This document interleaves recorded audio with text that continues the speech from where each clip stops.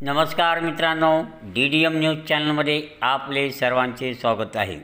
अहमदपूरच्या तहसीलदार श्रीमती उज्ज्वला पांगरकर यांच्या अट्टासामुळेच स्मशानभूमीमध्ये अंत्यविधी करण्याच्या कामात अडथळा आणल्याप्रकरणी 4 जणांवर गुन्हा दाखल करण्यात आल्याची घटना अहमदपूर तालुक्यात घडली होती।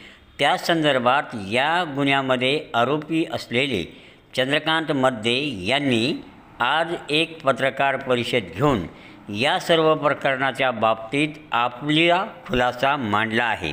त्यात त्यांनी श्रीमती उज्ज्वला पांगरकर तहसीलदार अहमदपूर यांच्या अट्टहासामुळेच 2 समाजात वितुष्ट निर्माण झाल्याची मत या पत्रकार परिषदेत मांडले आहे। त्यांनी आपली भूमिका स्पष्ट करताना सांगितले की नांदुरा बुद्रुक येथील विविध समाजाच्या स्वतंत्र स्मशानभूमी आहेत।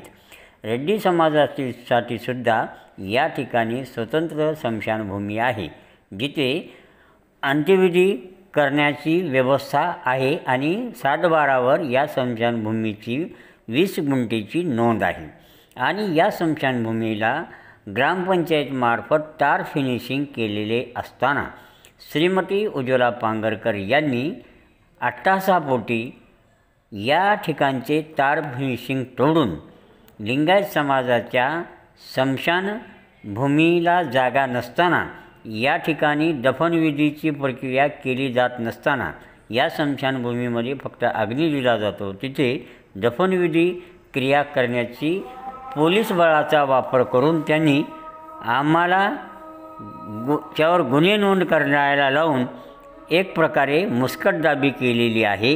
हा अन्याय आहे। त्याच्या विरुद्ध आम्ही सनदशीर मार्गाने न्याय मागण्याचा प्रयत्न करत असून इतर समाजाला स्मशानभूमीसाठी जागा देऊ नये असा आमचा कुठलाही हेतू नाही। आमचे गावातील संबंध चांगले आहेत, ते तसेच राहावेत अशी आमची नेहमीचीच भूमिका राहिलेली आहे।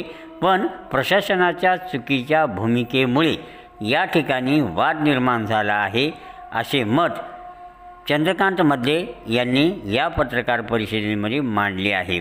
एकूणच प्रशासनाच्या चुकीच्या भूमिकेमुळे जर 2 समाजामध्ये तेढ निर्माण झाला असेल तर निश्चितच ही बाब समाजाच्या हितासाठी नाही। यामुळे चंद्रकांत मद्दे यांनी सविस्तर अशी खुलासे या पत्रकार परिषदेमध्ये केलेले आहेत। यापुढे प्रशासनाची खरी चूक आहे का?